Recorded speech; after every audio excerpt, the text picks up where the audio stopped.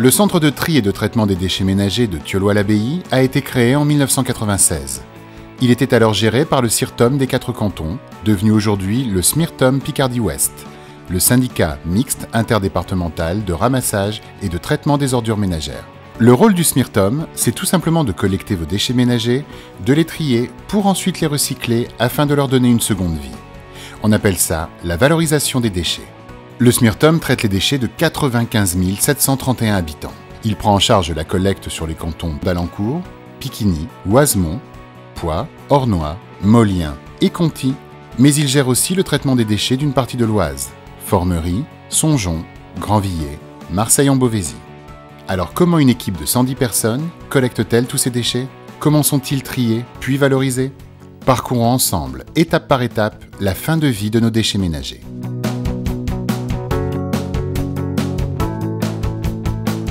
Tout ce que nous mettons dans le sac noir n'est pas recyclé. Il est donc très important de ne pas y jeter tout ce qui peut être valorisé. Une bouteille de lait, du verre, des emballages carton. Une fois le sac noir collecté chez nous, il part pour le centre de stockage du SMIRTOM. Les déchets sont compactés dès la collecte par le camion. Arrivés au centre de stockage, nos déchets sont pesés puis stockés dans de grands casiers qui mesurent jusqu'à 20 mètres de profondeur, 80 mètres de large et 120 mètres de longueur. Ces casiers ont été conçus pour ne pas polluer la nappe phréatique après l'enfouissement de ces déchets. Ils sont imperméables et le jus noirâtre obtenu par la décomposition des déchets et la pluie, qu'on appelle les lixivias, sont récupérés et dépollués par une station de traitement située sur le site.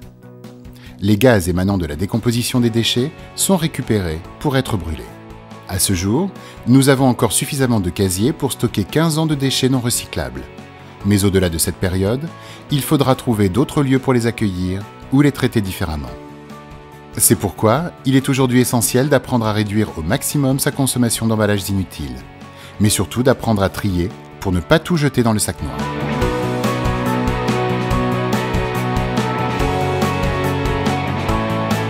Trier ces déchets fermentescibles fait partie de ces bons réflexes à avoir. Le saviez-vous? Vous pouvez, à partir de vos épluchures de légumes ou vos restes de fruits, fabriquer votre propre engrais. Pour vous simplifier la vie, le SMIRTOM Picardie-Ouest a édité un petit guide pratique du compostage. Pour vos déchets verts les plus importants, comme les branchages, il vous suffit de les apporter dans la déchetterie la plus proche. Il en existe 3 sur le territoire, à Alencourt, à Leuilly et à Thioloye-l'Abbaye. Une 4e verra le jour au printemps 2012 à la Chaussée-Tirancourt.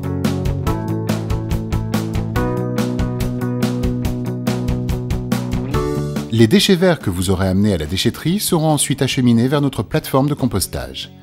Ils vont être stockés, puis broyés, pour en accélérer la fermentation. On constitue alors des andins, des tas de forme allongée, qui sont retournés régulièrement pour apporter de l'oxygène aux bactéries. Parfois, la température de ces andins peut s'élever à 70 degrés Celsius. Pendant les 3 à 6 mois nécessaires pour que les andins deviennent du compost, ils vont être régulièrement arrosés et traités en circuit fermé. Ensuite, le compost sera criblé puis analysé par un laboratoire extérieur qui s'assurera qu'il est bien conforme à la norme NFU 44051, gage de qualité pour les acheteurs. Enfin, le compost obtenu et analysé sera vendu aux agriculteurs, aux communes de la région ou aux particuliers.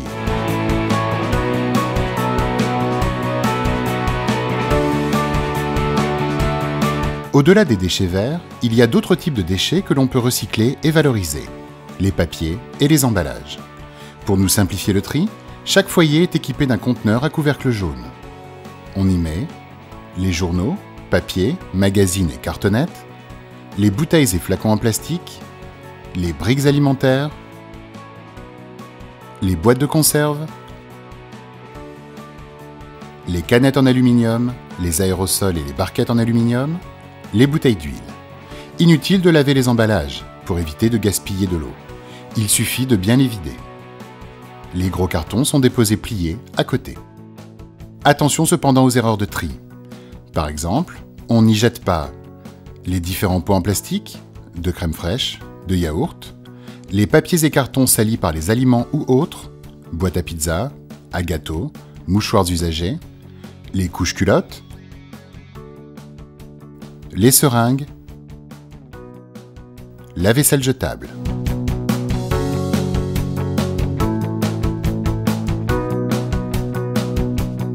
Le SMIRTOM gère la collecte sur les cantons d'Alencourt, Piquigny, Oisemont, Ornois, Molien, Poix et Conty.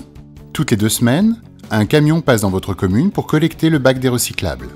Pour faciliter le travail des rippers, il doit être sorti la veille du ramassage et présenté couvercle fermé, roulettes et poignées face à la route, logo face au trottoir.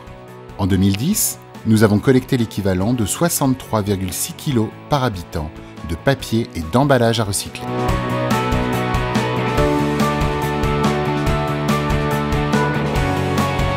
Une fois les bacs des recyclables collectés, ils sont acheminés vers le centre de tri de Thiollois-l'Abbaye qui a été rénové l'année dernière. Un nouveau process s'est intégré en lieu et place de l'ancienne chaîne de tri, sans modifier le génie civil du bâtiment existant. Comment nos déchets sont-ils triés? Première étape, le camion de collecte dépose les emballages en vrac dans le centre de tri. Un chargeur met les emballages dans la trémie, puis un tapis achemine ces mêmes emballages vers ce que l'on appelle la cabine de pré-tri. Deuxième étape, dans la cabine de pré-tri, des agents écartent les erreurs de tri les plus visibles et trient les gros cartons. Troisième étape, au sortir de la cabine de pré-tri, un crible va passer les corps creux, bouteilles en plastique, boîtes de conserve, briques alimentaires, canettes en aluminium, des corps plats, papier, cartonnettes, qui iront vers 2 cabines distinctes. Quatrième étape, avant d'entrer dans la cabine des corps creux, un aimant va d'abord récupérer l'acier. Une fois dans la cabine, les déchets sont triés manuellement. Un trieur sépare les bouteilles en plastique opaque, par exemple les bouteilles de lait, les bouteilles en plastique coloré, les briques alimentaires et l'aluminium. Les bouteilles en plastique clair restent sur le tapis pour aller directement dans le box approprié. Les erreurs de tri sont retirées et les erreurs d'orientation du crible sont rectifiées. Cinquième étape, le crible sépare également les corps plats, papiers et cartons. 2 tapis mènent à la cabine des corps plats. L'un est dédié au carton, le deuxième tapis transporte une majorité de journaux, revues et magazines. Dans la cabine, les trieurs séparent les erreurs de tri, les cartonnettes, et réorientent aussi les éventuelles erreurs du crible. Sixième étape, les journaux, revues et magazines sont stockés dans le centre de tri sans être compactés. Direction notamment Grand Couronne pour être recyclés en de nouveaux journaux. Les autres emballages sont compactés par famille, par une presse. Cela forme des balles qui sont ensuite stockées jusqu'à ce qu'un transporteur les achemine vers une usine de recyclage. Que deviennent nos déchets triés? L'acier part à Dunkerque pour y être fondu et transformé en caddie ou en boule de pétanque par exemple. L'aluminium part à Compiègne. Il y sera par exemple recyclé en trottinette. Les briques alimentaires, quant à elles, sont expédiées à Bousbecque et pourront être notamment recyclées en papier toilette. Les cartons et cartonnettes vont à Comptoir Hamel, pour par exemple devenir une boîte à œufs ou tout autre type d'emballage recyclé. Les bouteilles en plastique clair sont dirigées vers Verdun. Avec ces bouteilles, on peut aujourd'hui faire du textile. Celles en plastique coloré sont expédiées vers Colmar. Et le plastique opaque est récupéré par Valorplast à La Loyère pour devenir par exemple des arrosoirs. Et enfin, le verre collecté part à Reims. Grâce à votre tri, tous ces emballages et papiers vont avoir une nouvelle vie. Mais n'oublions pas que la quantité de nos déchets a doublé en 40 ans, d'où la nécessité d'agir tout de suite pour les réduire. Mieux acheter, c'est penser aux déchets futurs dès l'étape du choix, en privilégiant les produits ayant moins d'emballage et ceux qui sont réparables et rechargeables. C'est acheter d'occasion, voire emprunter ou louer. Mieux utiliser, c'est réduire la quantité des produits utilisés en respectant les doses prescrites et en privilégiant les produits réutilisables. Moins jeter, c'est prolonger la durée de vie des produits, donner ou vendre ce dont on ne se sert plus, composter ces déchets organiques.